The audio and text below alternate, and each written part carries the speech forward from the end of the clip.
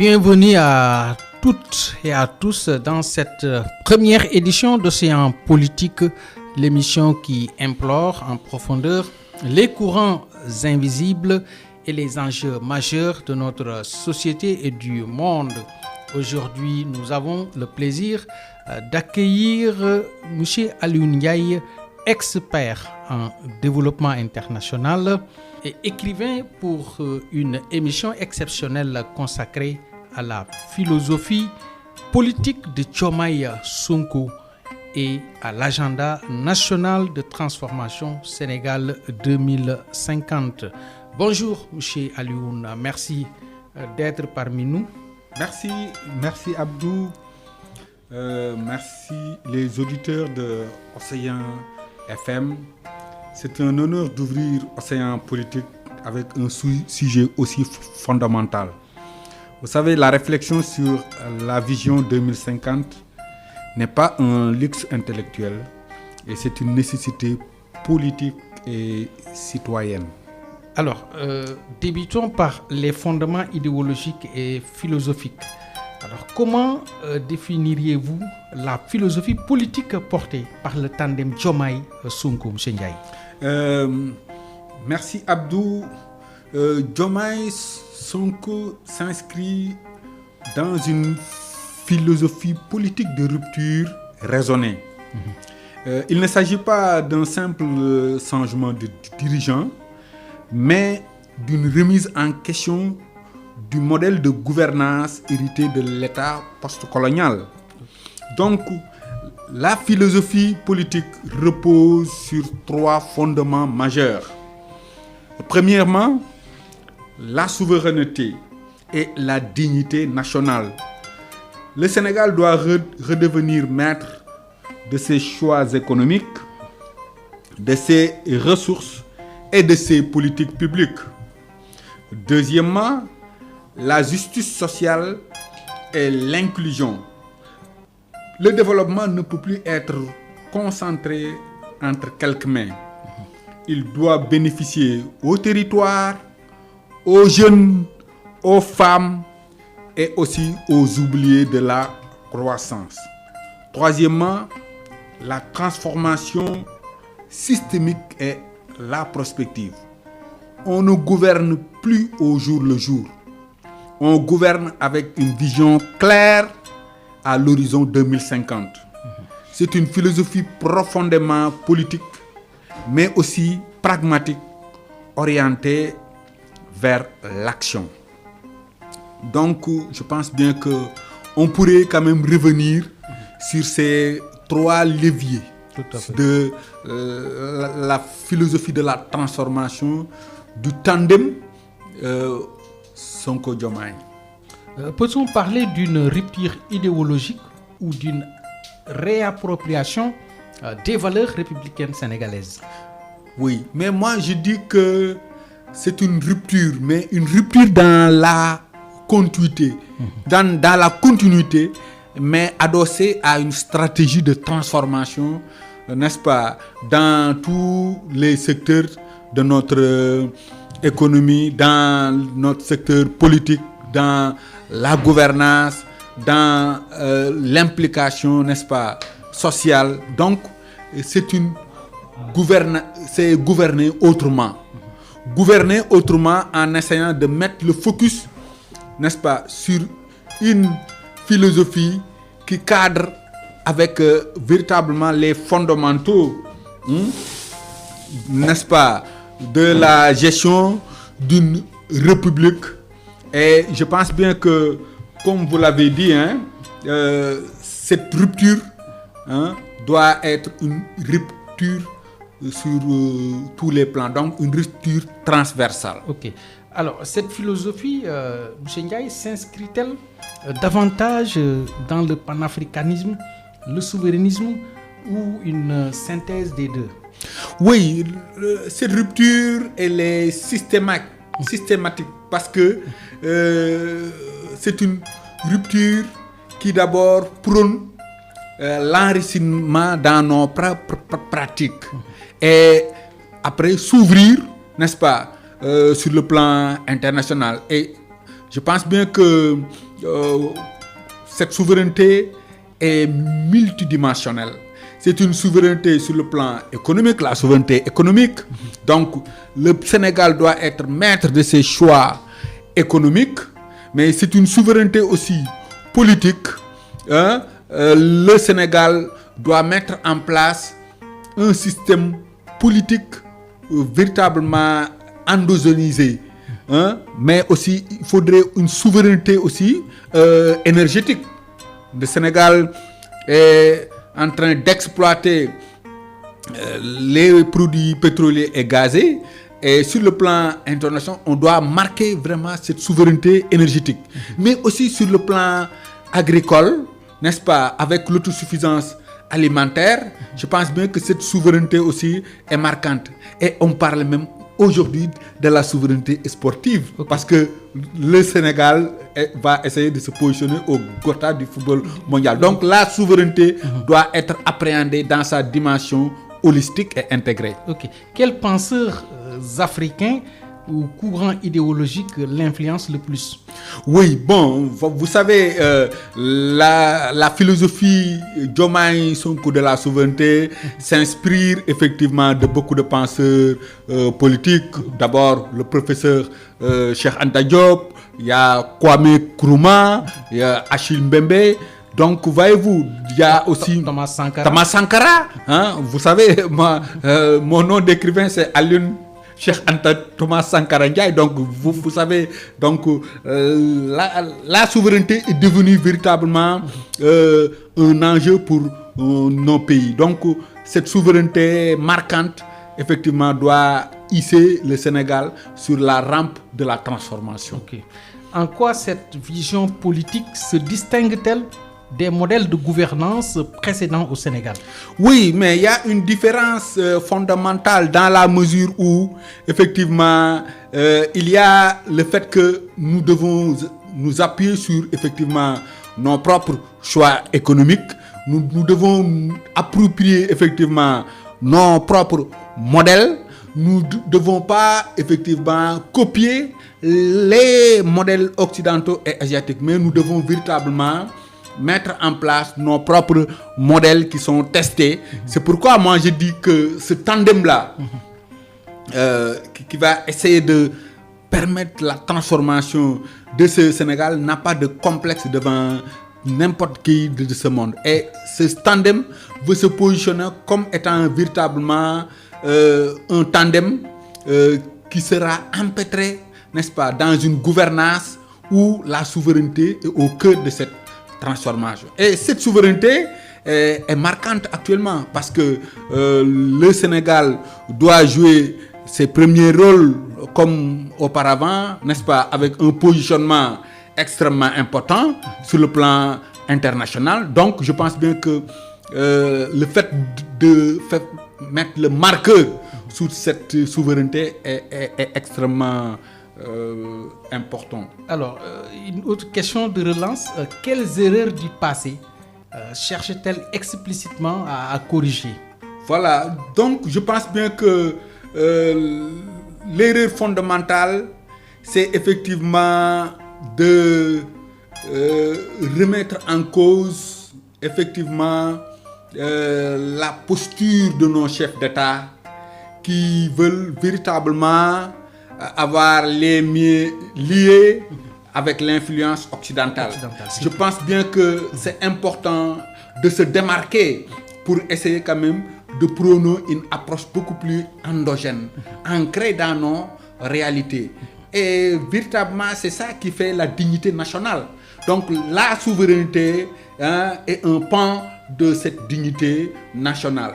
Et de ne pas véritablement vendanger ce que nous avons au profit, n'est-ce pas, des Occidentaux. Je pense bien des intérêts. Il faudra marquer nos propres intérêts. Parce que nous, un peuple, comme on l'a dit, n'a pas des amis, n'a que des intérêts. Et sur le plan international, effectivement, il faut que véritablement cette vérité puisse s'affirmer. N'est-ce pas? Donc le Sénégal doit marquer sa souveraineté avec vraiment une dignité nationale. Ok. La notion de justice sociale est centrale dans leur discours. Alors, comment se traduit-elle concrètement? Oui, moi je pense bien que c'est le deuxième levier de la philosophie Diomaye Sonko, la justice sociale. Vous savez, la justice sociale, elle est extrêmement importante. Et cette justice sociale doit être marquée selon plusieurs perspectives. D'abord, il faudrait véritablement que le développement ne puisse pas profiter simplement aux élites intellectuelles. Ça, c'est un premier aspect. Le Sénégalais au fin fond aussi doit aussi bénéficier, n'est-ce pas, des avantages pour le développement. Donc, il y a ce qu'on appelle, au-delà de la justice, mais aussi la justice territoriale. C'est important parce que, voyez-vous... Le découpage. Mais, vous voulez parler du découpage? Non, j'ai dit, il y a des régions qui sont en marche. Okay. Moi, je pense bien que c'est une injustice. Donc, la philosophie Diomaye Sonko met le curseur sur cet aspect où il faudra véritablement assurer une justice même territoriale, où le développement doit être pensé de la périphérie, n'est-ce pas, au centre, et non l'inverse, parce que c'est ça qui nous a effectivement permis aujourd'hui de constater ce décalage dans le processus de développement. Les pays, il y a des régions entières qui sont laissées en marche, par exemple les régions du sud, Kolda, Sédhiou, Ziguinchor, Tambacounda, tout ça. Le Sénégal oriental. Voilà, tout ça, le Sénégal oriental, Sédhiou, Kolda, Ziguinchor. Mais moi, je dis que le développement de ce pays, et je crois sincèrement à ça, il faudrait qu'on puisse s'appuyer sur ces régions périphériques pour assurer notre développement. Tant qu'on ne mise pas sur ça, on ne pourra pas véritablement assurer parce que le développement doit être intégral, le développement doit être inclusif, on doit laisser aucune marge territoriale. Okay. Cette justice sociale peut-elle réellement réduire les inégalités structurelles? Oui, mais au-delà même des inégalités structurelles, mais les inégalités aussi sociales. Parce que véritablement, ce que nous remarquons, c'est que aussi, il y a des inégalités sociales criantes avec des villes, qui sont favorisées au détriment, par exemple, de certaines localités du Sénégal. Moi, je pense bien que c'est une injustice qu'il faut corriger. Mais aussi, le fait que effectivement certaines couches sociales soient marginalisées, et l'État doit véritablement essayer quand même de corriger ces déséquilibres, ces dysfonctionnements pour que la protection sociale, c'est important la protection sociale. C'est pourquoi moi j'invite le gouvernement à essayer de tout mettre en place pour remettre les bourses, pour permettre vraiment surtout à... Les bourses sociales. Les bourses sociales, les bourses sociales, surtout ceux qui sont un peu au niveau de la périphérie, qui puissent quand même bénéficier de ça. Parce que le développement, la croissance doivent permettre à tout un chacun de bénéficier de ces ressources-là. Mais si on laisse de côté, n'est-ce pas, les gens de la campagne, mais ça cristallise des frustrations et véritablement, comme nous souhaitons que le développement soit profitable à toutes les couches, il faut véritablement mettre en avant cet aspect-là. Cette stratégie-là. Tout à fait. Alors, peut-on dire que cette philosophie repose sur une éthique du pouvoir? Mais absolument, regardez bien, cette éthique, elle repose fondamentalement sur un changement de paradigme dans la gestion du pouvoir. D'abord, pour dire que le pouvoir, c'est l'apanage de tout le monde. Le pouvoir ne peut pas être apprécié selon simplement les dirigeants politiques. Mais le pouvoir appartient au peuple. Au peuple. Nous, on dit quoi?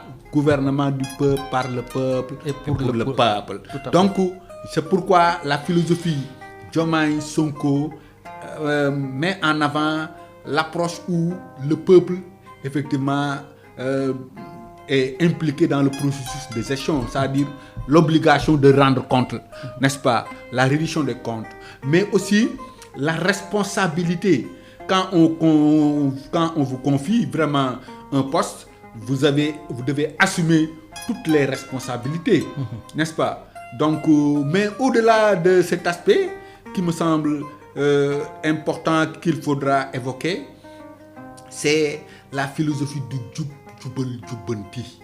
Et ce que nous avons vu auparavant montre pertinemment que le fait de permettre à tous les Sénégalais de se recentrer sur cette philosophie éthique me semble extrêmement important, parce que c'est dans l'éthique du pouvoir qu'on pourra véritablement accéder au développement. Développement sans éthique, c'est pas possible, parce que regardez bien, la corruption, elle est importante dans notre administration, et il faudra véritablement lutter parce que ça gangrène effectivement le processus de développement de notre pays. Donc voyez-vous, le processus de développement, et c'est ce qui a expliqué moi les malentendus, et je me dis qu'il y a des tensions aussi dans cette philosophie, et on va y revenir, parce que c'est un aspect qu'il faudra développer, parce que tout n'est pas rose dans cette philosophie. Il y a des tensions, mais c'est dans l'ordre naturel, normal des choses, parce que voilà, il y a toujours des crises, des dissensions, mais qui sont dans le déroulement normal des choses. Voilà. Okay. Comment éviter que cette éthique ne se dilue pas, ne se dilue face aux réalités de l'État? Non, mais la réalité de l'État, c'est parce que, bon, moi je vais même reformuler votre question pour dire que est-ce qu'on doit laisser l'impunité parce que ce sont d'anciennes pratiques? Est-ce que véritablement on doit essayer de revenir à la case de départ? Moi je dis que c'est une philosophie de rupture où on met le focus sur l'éthique dans la gestion des affaires. C'est extrêmement important. La gestion publique doit être orientée avec des individus qui ont les mains propres. Tous ceux qui ont les mains sales, mais il faut véritablement les écarter, parce que un pays ne peut pas se développer ou dans un pays où la corruption est prégnante, dans un pays où effectivement l'éthique de gestion n'est pas assurée, mais ce pays-là ne peut pas aspirer à un développement intégral. C'est pourquoi moi je dis que, vous savez, c'est des pratiques qui sont ancrées. C'est pas seulement d'un seul coup quand même qu'on pourra quand même régler toutes ces questions, mais il faudra conscientiser. C'est pourquoi je vous dis que la presse aussi a un rôle important à jouer dans ce processus. Et ce processus aussi, c'est un processus où tous les acteurs peuvent être impliqués. C'est une démarche multi-acteurs, que ce soit les entreprises, que ce soit le gouvernement, que ce soit la société civile, les citoyens. Parce que moi je dis les citoyens, parce que les citoyens ne doivent plus être considérés comme des spectateurs, mais des acteurs de cette transformation. Donc nécessairement, il faudrait l'implication de toutes les parties prenantes pour qu'on puisse prendre à bras le corps cet aspect important. Et le pays s'inscrit sur la trajectoire du développement. Je pense bien qu'il urge effectivement de lutter contre ces pratiques nocives qui nous empêchent effectivement de se développer. Alors, rupture, abordons le second point de cette émission en parlant de rupture systémique et gouvernance. Alors, le pouvoir Diomaye Sonko parle souvent de rupture systémique. Que signifie exactement cette notion, M. Ndiaye? Oui, la rupture systémique, c'est une rupture où effectivement tous les pans doivent être appréciés à l'aune de la transformation de ce pays. Et cette rupture, c'est dans tous les sens. Donc, ce n'est pas une rupture de façade. Ce n'est pas une rupture cosmétique, mais c'est une rupture intégrale où tous les pans de l'économie sont soumis vraiment à une réflexion critique pour que le développement puisse émerger. Okay. Sinon, bon, on ne pourra pas véritablement accélérer notre processus de développement. C'est pourquoi il faudra mettre le focus sur cette rupture systémique. Parce que c'est cette rupture systémique qui va favoriser la transformation sociale. Mais il faut dire que cette rupture systémique n'est pas seulement avec nos dirigeants, mais cette rupture systémique aussi, c'est un changement de mindset aussi des citoyens. Il nous faut ce qu'on appelle un mindset de transformation. Mindset, ça veut dire quoi? Le mindset, c'est une attitude par rapport, n'est-ce pas? Donc, les comportements qu'il faudra avoir pour véritablement matcher nos pratiques avec cette nouvelle vision de la transformation. Okay. S'agit-il d'une rupture institutionnelle ou simplement d'un changement de pratique? Bon, il faut dire que c'est les deux à la fois. Sur le plan institutionnel, dans l'approche, mais aussi il nous faut effectivement une rupture dans notre modèle de gouvernance aussi. Donc, il faut que les gens aussi puissent changer. Que le développement d'un pays ne repose pas simplement sur certains comportements rédhibitoires, comme on l'avait vu dans les régimes précédents. Il faut des dirigeants qui ont des mains propres, n'est-ce pas? Des dirigeants qui ont un respect profond de la chose publique, de l'argent du contribuable. C'est pas quelque chose qu'on doit quand même utiliser comme on veut. Donc, c'est important d'intérioriser beaucoup de pratiques qui vont essayer quand même de nous inscrire sur la rampe de cette émergence-là économique. Sinon, ce sera un retour à la case de départ.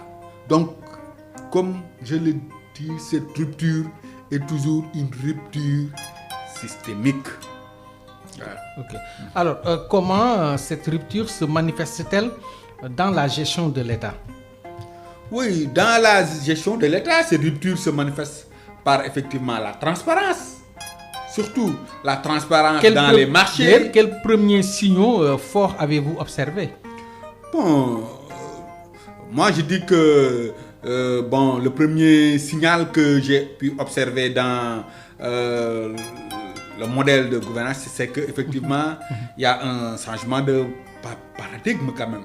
Parce que il y a la surveillance rigide, n'est-ce pas? Il y a aussi la notion de transparence dans les marchés.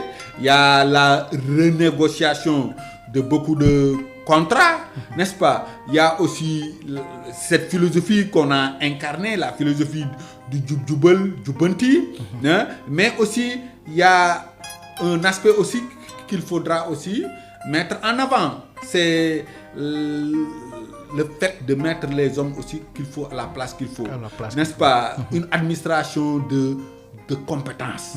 Et c'est extrêmement important. Je pense bien que si on parvient à mettre en avant tous ces dispositifs, mais on pourra véritablement mettre notre pays sur les rails du développement. Et il est temps, parce que je pense bien que le Sénégal peut faire mieux que les autres pays, parce qu'on a tout ce qu'il faut. On a les ressources humaines, tout ce qu'il faut véritablement pour transformer notre pays. Et moi, je donne l'exemple des pays asiatiques et des pays européens qui sont des êtres humains comme nous, mais c'est qu'ils ont mis en avant leur pays en mettant en avant un ensemble de dispositifs, c'est-à-dire lutter contre la corruption, mettre en avant la transparence, mettre l'éthique dans les affaires, créer un environnement des affaires où les investisseurs peuvent venir investir leur argent et penser aussi à fructifier leur avoir. Tout ça, je pense bien que s'il y a un environnement avec aussi des citoyens vertueux, vertueux. C'est extrêmement important. Donc, c'est pourquoi j'insiste sur cet aspect. Le civisme. Un mindset de transformation. Le civisme. Mais ce mindset de transformation, c'est d'abord quoi? Le patriotisme économique. Regardez bien, quand vous entrez par exemple dans une boutique sénégalaise, ce qui doit vous impressionner le premier, c'est de chercher les produits sénégalais. Parce que ce sont ces produits-là que vous achetez qui vont retourner dans votre pays. Donc, développer le patriotisme économique. Quand vous achetez, par exemple, c'est très bien possible de mettre en vente des voitures made in Sénégal. Donc, il faut s'en procurer. Mais regardez bien, Dalungay. Mais il faudrait changer notre mode d'habitation, notre mode vestimentaire. Regardez bien, avec des designs, on a des tailleurs au Sénégal qui sont capables quand même de vous produire vraiment des habits. On a tout ce qu'il nous faut ici. Mais il faut, et là on va y revenir, c'est de créer des champions qui vont maîtriser tous les pans de l'économie pour les accompagner. Et autre aspect aussi qui me semble aussi extrêmement important, c'est le civisme. Vous l'avez dit. Moi, je dis que la citoyenneté, surtout la citoyenneté, parce que le civisme, c'est un pan de la citoyenneté. La citoyenneté, elle est extrêmement importante. Donc, et aussi l'éducation, la politesse, le respect des institutions, le respect des personnes, le respect des anciens. Donc, voyez-vous, le respect de la femme. Donc, tout ça, c'est des valeurs sur lesquelles... C'est pourquoi moi, je dis que le développement, c'est une question de valeur, c'est une question de mentalité, c'est une question aussi, voilà, de pratique. D'environnement, tout ça, c'est de moyens.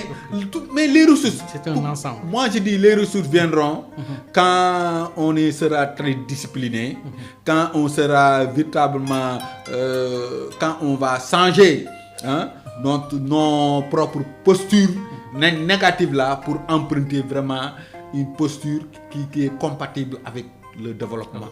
Voilà. Tout à fait. Alors, la lutte contre la corruption est présentée comme un pilier. Alors, quels mécanismes nouveaux sont proposés?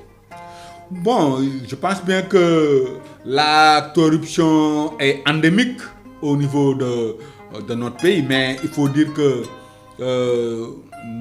nos autorités sont en train de mettre en place des mécanismes pour endiguer, parce que voyez-vous, la position du Sénégal selon Transparency.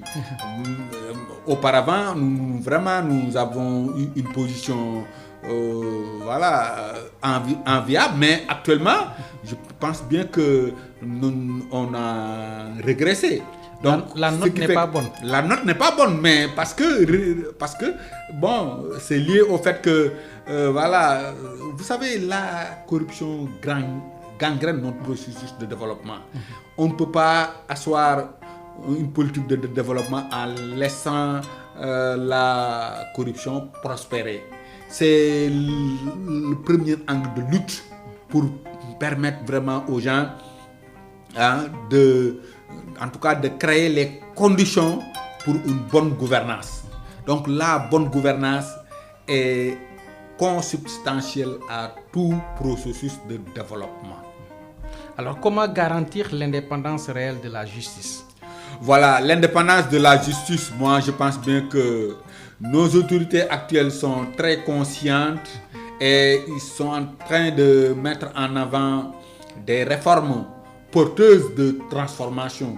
Mais moi je dis qu'il nous faut vraiment une justice transformateur. Parce que cette justice transformateur met le focus sur quoi?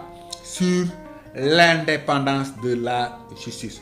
Moi, je suis de ceux qui pensent que nous avons vraiment des magistrats intègres dans ce pays. Bien vrai que dans toute structure, partout, il peut y avoir des brebis galeuses, certes. Mais moi, je dis globalement, ce que nous remarquons dans notre justice, on a véritablement des magistrats, des avocats, en tout cas toute la chaîne de la justice, des gens qui sont très intègres et professionnels qui vraiment jouent leur jeu. Ce qui reste, c'est que effectivement, comme on a l'habitude de dire, aucune justice n'est parfaite. Il y a toujours quand même, n'est-ce pas, des zones d'ombre, mais c'est dans l'ordre naturel des choses. Il faut essayer de les rectifier et surtout miser sur l'indépendance effective de la justice, rendre la justice pour tous, parce que la justice est rendue au nom du peuple.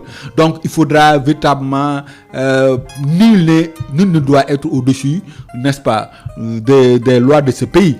Et si on parvient quand même à mettre tout le monde sur un même pied d'égalité et rendre la justice selon les règles de l'art, moi je pense bien que voilà, le problème ne se pose pas. Et vraiment, nous s'inscrivons dans cette logique. Regardez bien, avec les réformes préconisées, ce qui reste, c'est effectivement de faire le toilettage des bonnes propositions, les bonnes pratiques proposées, pour les mettre en exécution pour le bien de la justice sénégalaise. Je pense bien que nous avons vraiment une justice très pointilleuse, une justice très professionnelle. La gouvernance sobre et vertueuse est-elle compatible avec les exigences politiques et sociales actuelles? Oui, mais effectivement, c'est pourquoi quand on parle de la philosophie Djoub Djoubal Djoubanti, mais tout ça, c'est pour renverser cette tendance-là. Parce que c'est par rapport à un ensemble de pratiques qu'on veut revisiter, un ensemble de pratiques qu'on veut véritablement exclure de notre champ d'intervention, qu'on va essayer quand même de mettre en place. Mais moi, je dis que quelque part, il faut essayer quand même de ne pas faire ce qu'on appelle du favoritisme.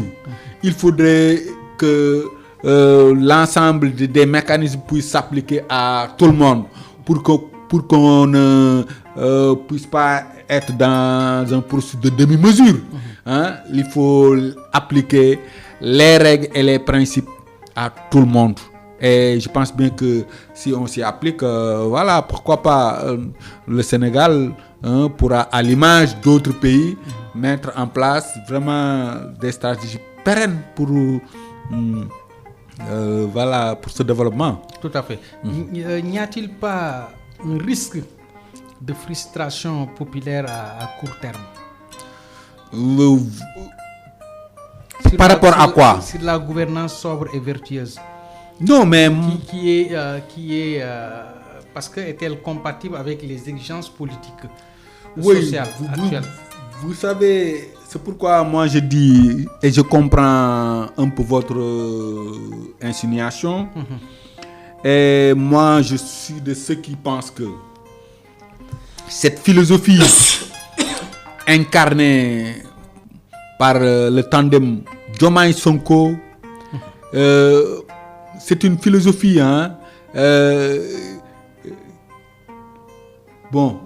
c'est une philosophie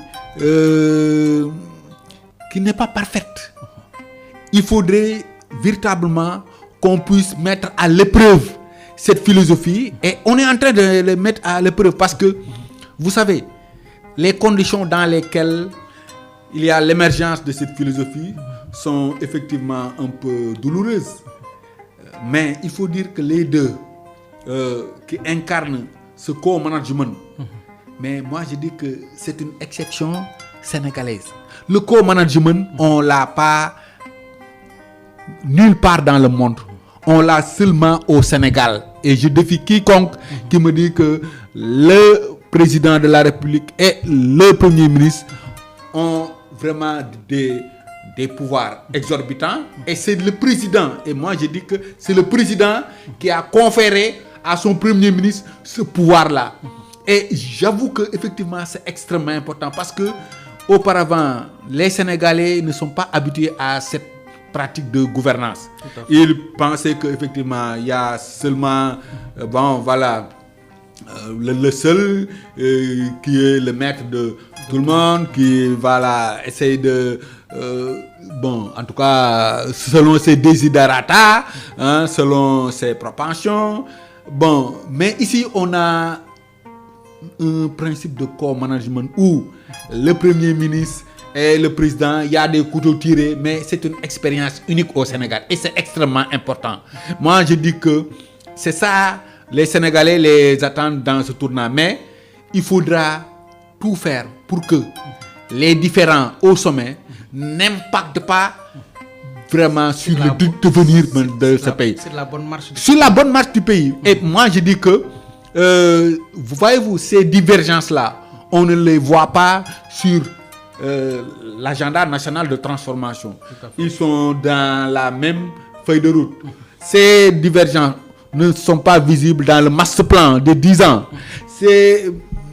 En tout cas, ces divergences ne sont pas vraiment prégnantes dans le plan de redressement économique du Sénégal. Les divergences, c'est dans le déroulement normal. Et il y a chacun des interprétations différentes, des positionnements.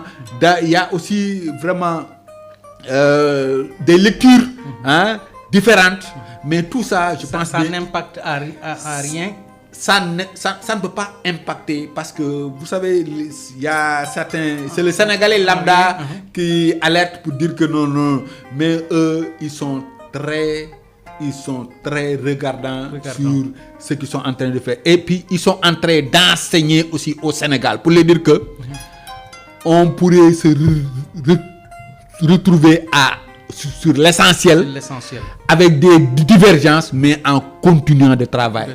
Et c'est ça notre problème. Ici au Sénégal, les gens n'aiment pas les critiques, n'aiment pas les divergences. Ils pensent que être divergent, c'est comme si on doit être simplement à couteau tiré. Mais c'est bon, les divergences, parce que c'est dans la confrontation que jaillit la vérité. Mais ce qu'il faut éviter, c'est que ces divergences puissent impacter négativement sur le déroulement. Mais pour moi, c'est très salutaire. Et puis, on est en train de montrer à la face du monde que nous avons une gouvernance majeure, une gouvernance autrement de la politique. Et c'est extrêmement important. Et vraiment, j'applaudis des deux mains cette cohabitation. Et je dis que il y a certains, surtout de l'opposition, qui, du jour au lendemain, ils pensent qu'effectivement, cette rupture doit être systématique. Parce qu'il y a certains qui pensent à ça. Mais moi, en tout cas, je sais que cette gouvernance autrement de tandem Sonko-Diomaye, c'est ça qui va nous permettre, Inch'Allah, l'atteinte des objectifs pour la vision Sénégal 2050. De se hisser vers le développement. Mais c'est important parce que le développement, mais ça ne nous dédouane pas aussi, n'est-ce pas, de permettre aux autres catégories, n'est-ce pas, de la population, mais de jouer leur partition.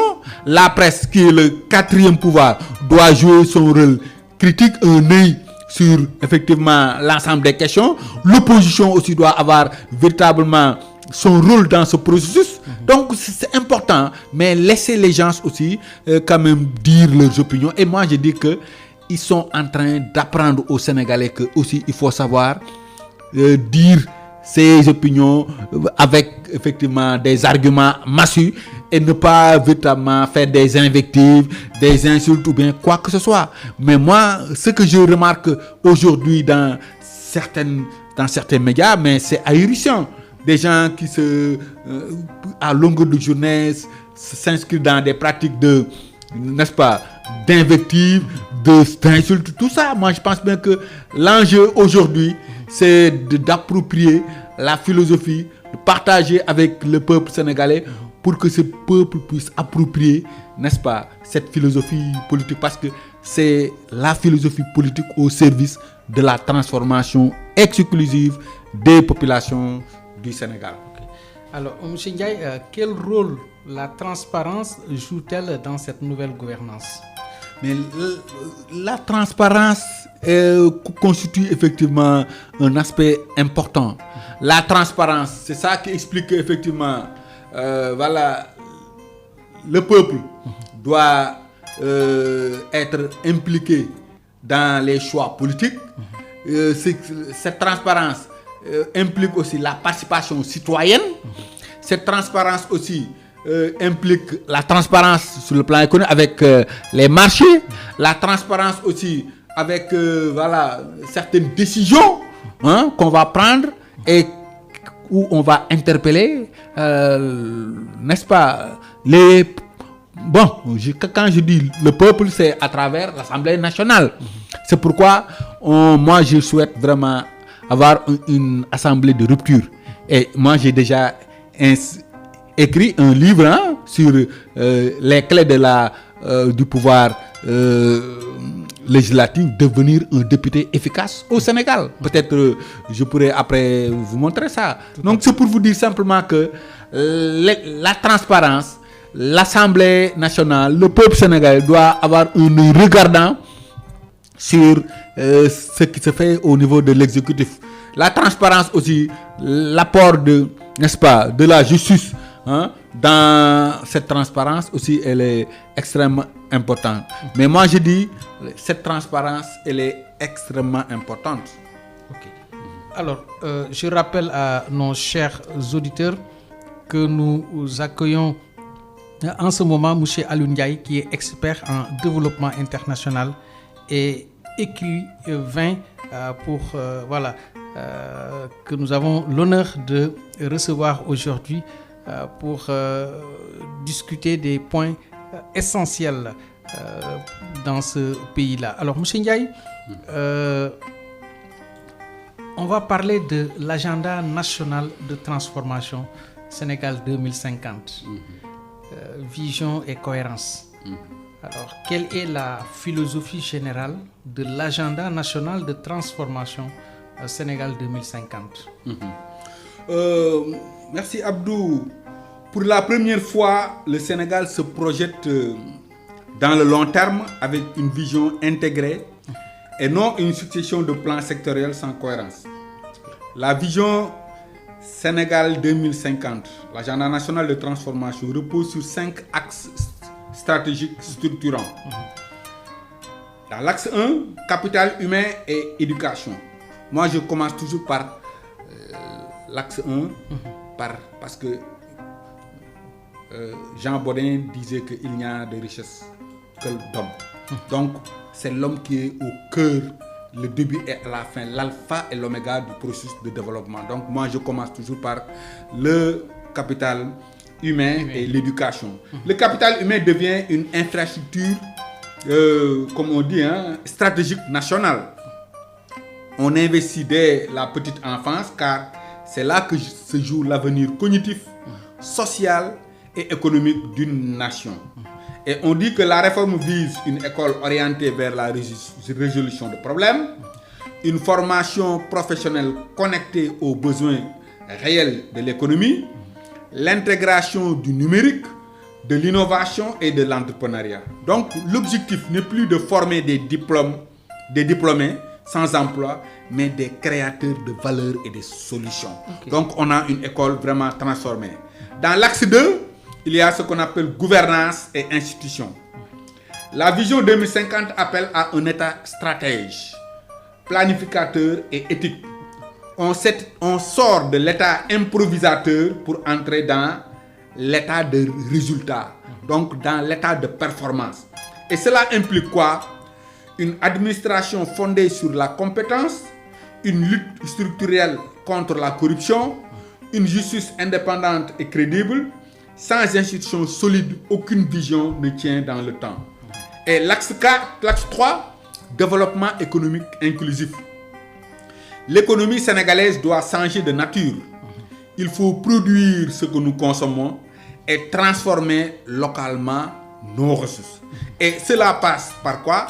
Par une industrialisation intelligente, le soutien massif à l'entrepreneuriat, par l'innovation locale et la recherche appliquée. Mais ici, il faut dire l'inclusion devient un impératif économique, pas seulement social. Et l'axe 4, souveraineté alimentaire et énergétique. Un pays qui dépend de l'extérieur pour se nourrir et s'éclairer est vulnérable.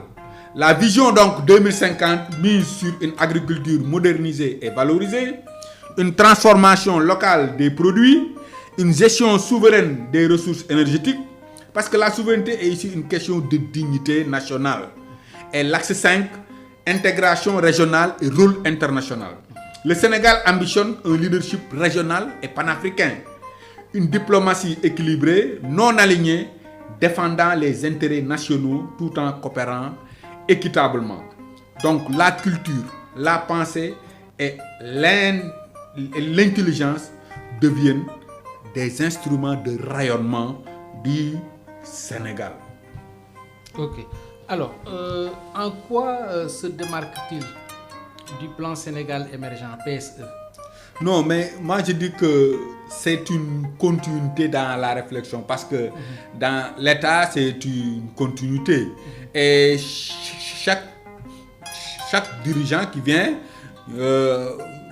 apporte quand même du sang neuf par rapport à la stratégie. Mais il y a des similitudes? Il y a beaucoup de similitudes, hein, parce que quand on parle de... avec le plan Sénégal émergent qui est structuré autour de ces trois aspects. Dans l'économie, dans le capital humain et la gouvernance. Mais ici aussi, il y a un prolongement, n'est-ce pas, de cette philosophie politique qui est véritablement ancrée sur beaucoup de valeurs. Mais pour moi, il n'y a pas une différence fondamentale. Ou bien la différence réside dans les valeurs, dans l'éthique du pouvoir, dans la responsabilité, dans la lutte contre la corruption, qui sont véritablement des apports féconds pour cette transformation. Ok. Alors, peut-on dire que cet agenda est l'expression concrète de la philosophie politique Diomaye Sonko? Oui, mais effectivement, c'est une expression très concrète parce qu'ici, on dit que la transformation n'est pas l'affaire d'un gouvernement seul. Vous savez, ce processus de transformation, l'agenda national de transformation, mais c'est sur plusieurs années, n'est-ce pas? En 2050.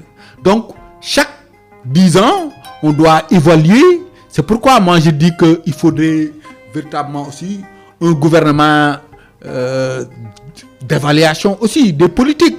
C'est extrêmement important. Mais j'ai vu qu'effectivement, au Sénégal, on a mis en place un ministère dédié qui va suivre et évaluer les politiques publiques. C'est extrêmement important pour voir l'état de la situation réelle. Parce que je pense bien que tout ce qui a expliqué les lenteurs, c'est que nos décideurs ont essayé de faire ce qu'on appelle une évaluation de positionnement. Parce que c'est cette évaluation de positionnement qui a expliqué que, ils ont mis à nu l'ensemble des pratiques, l'ensemble des pans entiers de notre économie pour voir là où il y a les dysfonctionnements, là où il y a effectivement les rectificatifs qu'il faudra faire pour mettre en branle leur stratégie politique.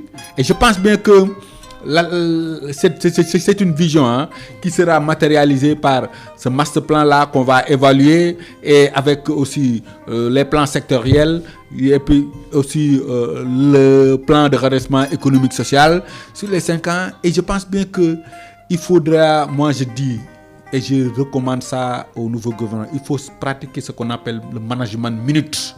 C'est-à-dire que le management minute, c'est qu'il faudra faire un suivi intelligent de l'ensemble de ces pratiques. C'est très bon, mais nous au Sénégal... Suivi et évaluation. Suivi et évaluation, c'est important. Okay. Suivi, évaluation et capitalisation, et aussi véritablement, après la capitalisation aussi, sanctionner positivement les réussites et aussi voir les échecs et essayer de repartir sur de nouvelles bases. Et c'est ça qui va... Et aussi, savoir aussi féliciter ceux qui se donnent corps et âme pour le devenir, n'est-ce pas, de ces réalités. Mais si vraiment... Il faut vraiment un changement de gouvernance. C'est extrêmement important. Et je pense bien que nos dirigeants actuels, en tout cas moi, je vais au grain, comme je le dis, je m'autoproclame l'écrivain de la transformation. Je vais au grain. Et quand je vois vraiment des failles, mais je n'hésiterai pas quand même à les dénoncer. Mais franchement, j'ai vu que, étant un spécialiste du développement, je sais qu'ils sont en train de mettre le pays sur les rails. Mais ce n'est pas facile parce que c'est lié à nos pratiques d'antan. Donc, nécessairement, il y aura des crises, il y aura des tensions. Mais ces tensions-là, il faut savoir quand même les appréhender et essayer de les gérer. Hein? Parce que nous sommes tous des Sénégalais, nous sommes tous véritablement des bénéficiaires de ce développement. Et sans vision, on stagne, mais sans méthode, on échoue. C'est important. Ok. Existe-t-il une cohérence totale entre discours et planification? Oui. Moi, je dis que la planification, c'est extrêmement important. Mais cette planification, il faut toujours essayer de la suivre avec des indicateurs. La mesure. Nous vivons dans un monde, effectivement, de données. La gouvernance des données, il faut des indicateurs fiables et mesurables. Comme on dit, avec aussi ce qu'on appelle des indicateurs observables, mesurables. Et moi, je dis qu'il faut partir aussi en tout cas, partir des objectifs très clairs. Et des objectifs qui ne sont pas seulement smart, mais des objectifs smart, c'est-à-dire des objectifs spécifiques, mesurables, atteignables, des objectifs aussi qui sont rentables, mais aussi des objectifs qui s'inscrivent dans un cadre temporel bien précis, mais des objectifs évaluables et remédiables. Donc c'est important, et sur la base de ça, aboutir à des indicateurs smart, des indicateurs qui peuvent montrer qu'effectivement on est parti de ce stade, on est arrivé avec des indicateurs bien précis. Je pense bien qu'il faut un monitoring de notre processus de développement. C'est pour un peu mettre en les discours la pompe qui ne peuvent, mais il faut mesurer. Il faut avec le sens de la mesure. Regardez bien avec le logiciel Power BI, tu pourras véritablement avoir une lecture intelligente, n'est-ce pas, de toutes nos données. Et ce sont ces données qui vont nous permettre de mettre en avant des décisions porteuses de valeur ajoutée. Okay. Alors, quels sont les piliers stratégiques majeurs de Sénégal 2050? Tout comme je l'ai dit à l'entame de mon propos, les piliers stratégiques, comme je l'ai dit, c'est le capital humain, n'est-ce pas? C'est effectivement, n'est-ce pas, vous l'avez cité. Je l'ai cité. Lequel vous semble le plus déterminant pour la souveraineté nationale? Moi, je pense bien que c'est un tout. L'approche doit être holistique et intégrée. N'est-ce pas? Le Sénégal ne peut pas se mettre le focus simplement sur l'économie et laisser en rade la gouvernance, ou bien mettre seulement le capital humain et laisser en rade le gouvernance. C'est un tout. Il faudrait un capital humain, n'est-ce pas, porteur de transformation. Il faut effectivement une économie avec une industrialisation, n'est-ce pas? Il faut aussi une gouvernance sobre et vertueuse. Et vertueuse, tout à fait. Voilà, pas une gouvernance où on parle alors qu'en réalité, c'est tout à fait le contraire. Mais une gouvernance vraiment fondée sur la philosophie du Djoub Djoubel Djoubanti. Mais aussi vraiment aussi le rayonnement du Sénégal. Le Sénégal doit être un hub et un leader sur le plan ouest-africain, pour n'est-ce pas? Donc, voyez-vous, vous savez, tous ces leviers-là sont extrêmement importants. Tout à fait. Ouais. Alors, attaquons le 4e point, souveraineté économique, ressources et modèles de développement. Alors, la souveraineté économique est un axe fort du projet, n'est-ce pas? Alors, comment la définir dans le contexte sénégalais? Oui, moi je dis Le que définir par... Oui, comment la définir, oui, dans Oui. le contexte sénégalais, tout à fait. pour moi, la souveraineté, je dis la souveraineté économique, elle est extrêmement importante. Et le soubassement de cette souveraineté économique, c'est de se miser sur ce qu'on appelle en tout cas, sur des aspects porteurs de transformation. C'est-à-dire, nous, on doit miser sur l'agriculture, la pêche, mais aussi sur l'industrialisation. Parce que c'est ça, ce sont ces secteurs-là porteurs qui peuvent quand même nous hisser. Et aussi penser aussi à la transformation de nos produits à travers une agro-industrie, surtout dans les zones où la production est extrêmement importante, où la production vraiment appelle à des possibilités de transformation avec des industries qu'on pourra développer, par exemple, au niveau par exemple, de la Casamance. Développer l'agro-industrie. Vous savez, je pense bien que la philosophie actuelle, avec les 8 pôles, participe de cette quand même volonté de territorialiser le processus de développement à travers. Mais il faut dire que l'industrialisation aussi, en créant des champions qui vont être les porte-étendards du développement de ce pays aussi, est extrêmement importante. Donc la souveraineté économique, miser aussi sur des startups avec des PME, et surtout accompagner les jeunes pour qu'ils puissent s'inscrire dans le numérique. Le Sénégal a mis en avant le New Deal technologique, n'est-ce pas? Et ce New Deal-là va propulser notre pays voilà, pour la prégnance du numérique. Et je pense bien qu'on peut développer beaucoup de startups qui vont jouer un D'ailleurs, il y a rôle de une leader. université numérique qui a été créée, université numérique chez Hamidou Kane. Oui. Alors là, ça peut pallier, ça peut même pousser aux gens ou bien aux jeunes d'aller dans cette université-là pour mieux appréhender les réalités du moment, n'est-ce pas? Oui, mais moi je dis que ce qui reste, c'est pourquoi j'insiste un peu sur la formation professionnelle. Je pense bien que peut-être la prochaine fois, on va parler sur la stratégie nationale du développement de la formation professionnelle et de l'innovation. C'est important. Tout à fait. Parce que moi je dis qu'on doit changer de paradigme. Les universités, les entreprises doivent marcher leur intervention. C'est-à-dire, on ne doit plus fonctionner en un vase clos. Il y a toujours une interdépendance entre les... D'ailleurs, cette important. souveraineté économique peut-elle être atteinte dans un monde globalisé? Mais effectivement, mais dans un monde globalisé, mais comme on dit aussi, il faudra faire focus sur vos réalités actuelles pour pouvoir participer.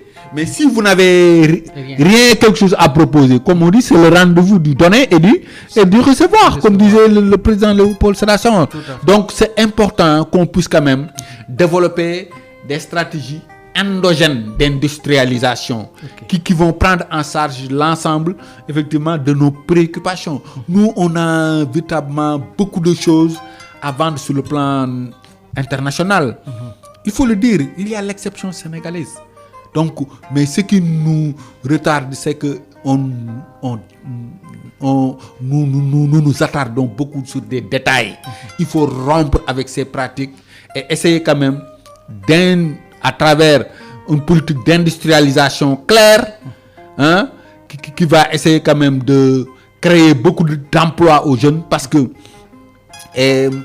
Diouf, moi je pense bien que je voudrais attirer aussi mon attention sur ce fait. Nous sommes en train de vendanger notre dividende démographique. N'est-ce pas?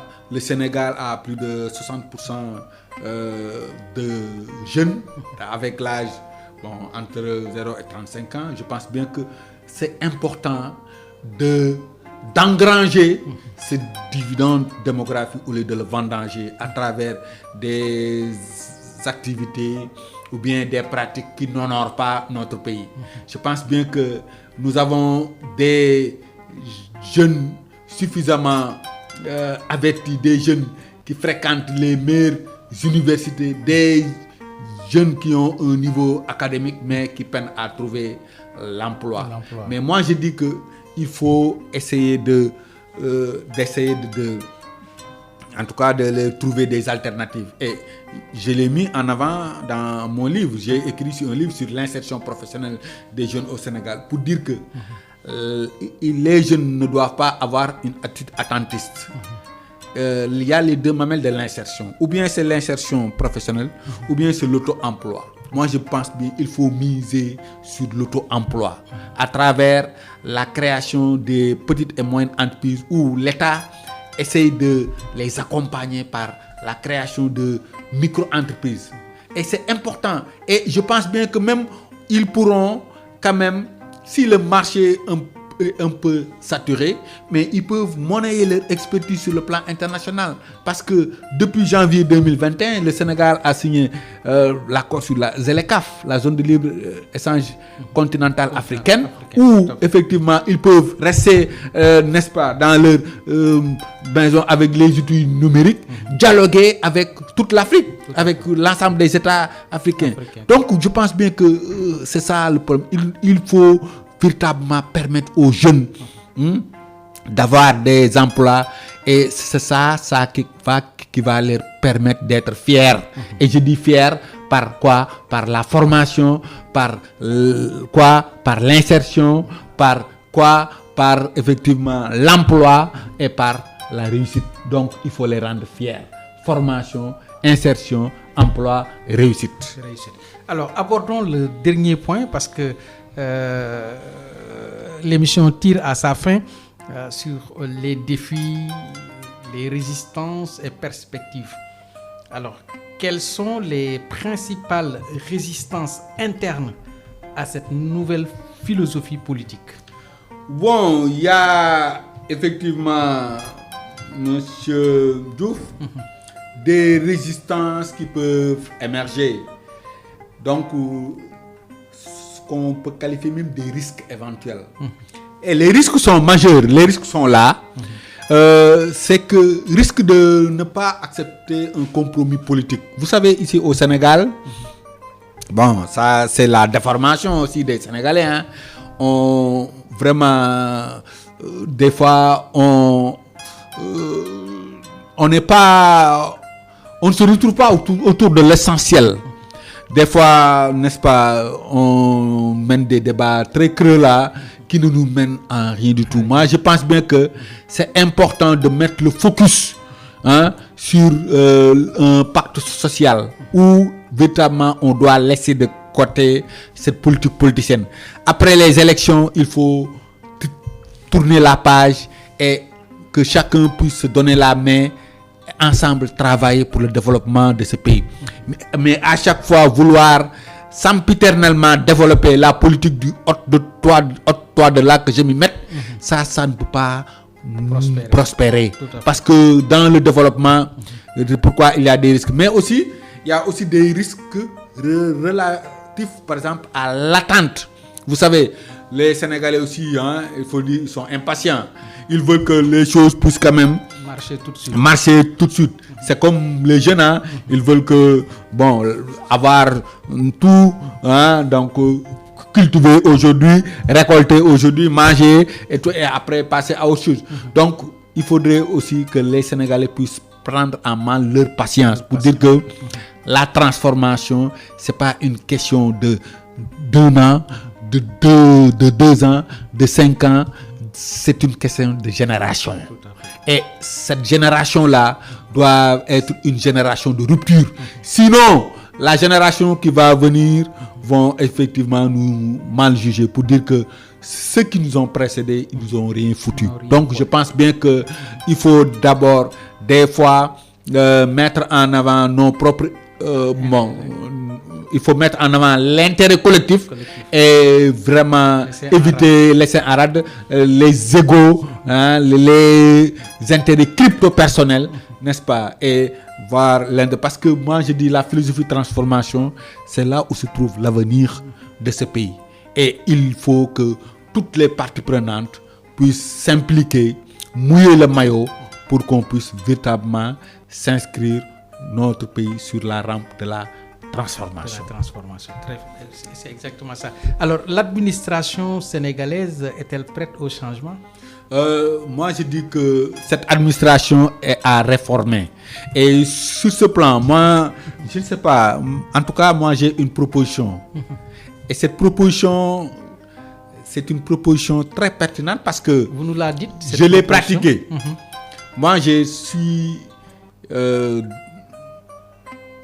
j'ai fait mes études en Corée du Sud, dans l'université Hankook, University Hankook of Foreign Studies, où j'ai eu le master en développement national.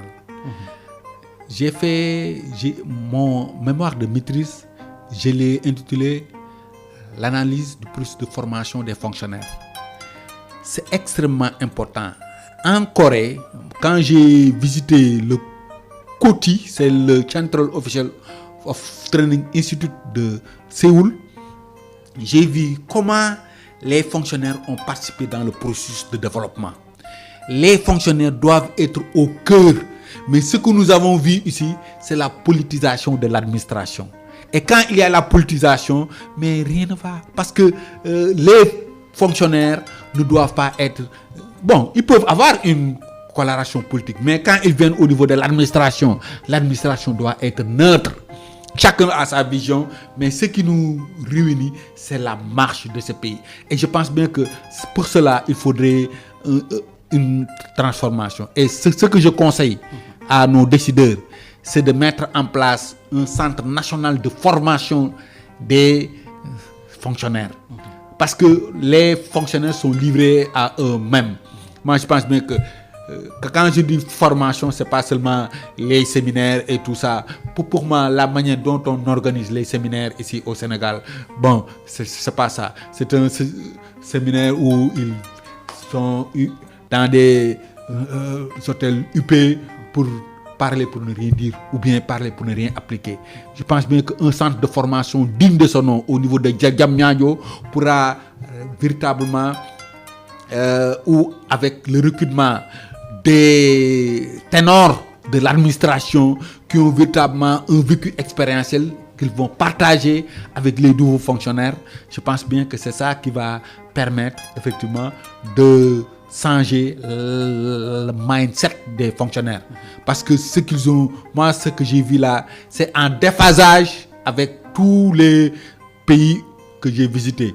Moi je sais que tous les pays qui ont accéléré le processus de développement en moins de 50 ans, ils ont misé sur les fonctionnaires. C'est important. Donc vraiment, en tout cas moi j'ai une proposition très pertinente à partager à qui de droit pour essayer de jouer ma partition par rapport à, n'est-ce pas, l'implication de ces fonctionnaires dans le processus du développement. Alors, M. Ndiaye, ma toute dernière question, parce qu'il est l'heure.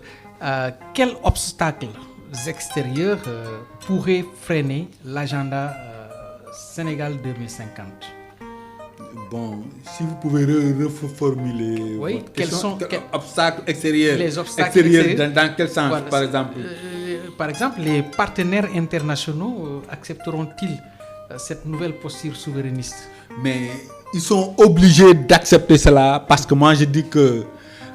parce que je vois déjà que le FMI nous impose une restructuration et que déjà le Premier ministre Ousmane Sonko dit niet à cette proposition-là. Mais moi, je suis en phase avec lui. S'ils auront agi autrement, moi, j'allais dire qu'ils sont en train de renier leur principe de souveraineté. Moi, je pense bien qu'il nous faut laisser avoir nos choix économiques. Je pense bien que effectivement, avec la question de la dette, des solutions endogènes sont en train d'émerger. Il faut les laisser, n'est-ce pas, mettre à l'épreuve, n'est-ce pas, ces solutions pour voir leur viabilité. Si effectivement on ne parvient pas quand même à régler les problèmes, mais moi je pense bien qu'on va trouver d'autres solutions. Et moi je dis que je suis en parfait accord avec le Premier ministre. On doit recevoir des dictats des personnes. C'est ça le premier pas de la souveraineté économique. Et c'est important. Et moi je sais que le Premier ministre, il a bien lu la philosophie politique de Mohamed Mahathir. Mohamed Mahathir, hein, il a prôné dans sa doctrine l'idéologie de l'État stratège, mais aussi le refus systématique, n'est-ce pas, de répondre aux dictats des institutions de Bretton Woods et des influences étrangères. Pour moi, effectivement, c'est ça qui va permettre cette dignité nationale. Le fait de restructurer, s'il y a des stratégies pérennes, hein, qui peuvent émerger, mais c'est ça qui va permettre même la résilience, pour montrer que le pays est passé d'un stade à un autre stade. Et cette résilience va impacter même sur le devenir. Mais il refuse systématiquement cette attitude de dépendance absolue. Il refuse systématiquement, n'est-ce pas, cette attitude de dictat, hein, sur nos propres réalités économiques. Et vraiment, je partage, voilà, en tout cas avec cette vision. Hein. Tout à fait. Alors, mais ça ne veut pas dire rester dans l'isolationnisme. Moi, je dis qu'on est à l'heure de la mondialisation où il y a l'interconnexion des réalités économiques. Le Sénégal ne peut pas, n'est-ce pas, rester à l'état et voilà, être isolé du monde actuel, n'est-ce pas? Mais il faudrait véritablement, en tout cas, essayer d'avoir, n'est-ce pas, une certaine autonomie dans la prise de décision de nos choix économiques. C'est important. Ok. Merci Alioune Ndiaye. Alors, quel héritage ce pouvoir souhaite-t-il laisser aux générations futures? Mais moi, je pense bien que, et c'est ça l'héritage, pour moi, c'est à la lumière de Antonio Gramsci qui disait que chaque génération doit, dans une relative opacité,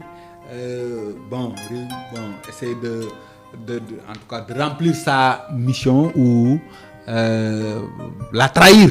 Moi, je pense bien que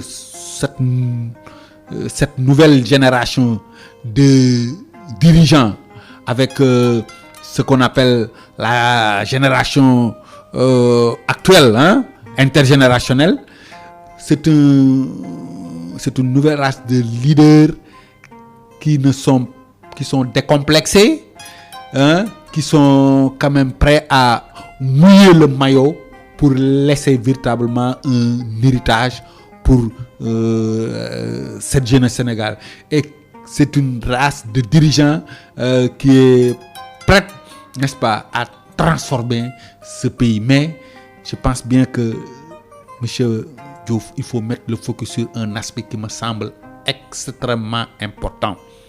La transformation, ce n'est pas l'apanage exclusif des dirigeants, mais la transformation, c'est une approche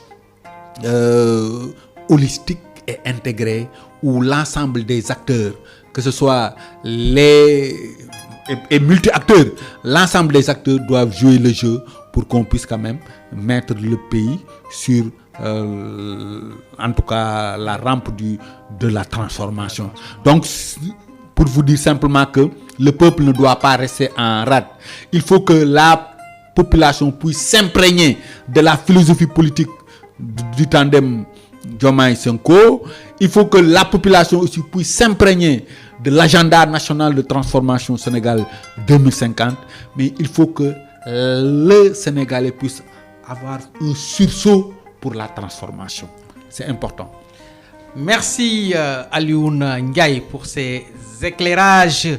En résumé, la philosophie politique de Diomaye Sonko et l'agenda Sénégal 2050 représentent une opportunité unique pour transformer le pays. La réussite dépendra de l'engagement de tous, gouvernements, institutions, acteurs économiques et citoyens, comme vous venez de l'annoncer, Alioune Ndiaye, n'est-ce pas? Oui. Alors, votre dernier mot. Mon dernier mot, c'est de vous féliciter, Océan Politique, parce que ces genres d'émissions peuvent relever le débat public. Et je pense bien que vous avez réussi quelque chose d'extraordinaire, parce que, regardez bien, depuis le début à la fin, on n'a pas eu quand même, n'est-ce pas, un ancrage politique, mais on est dans la réflexion, on est dans le partage, n'est-ce pas? Et c'est ça qui doit animer le débat politique.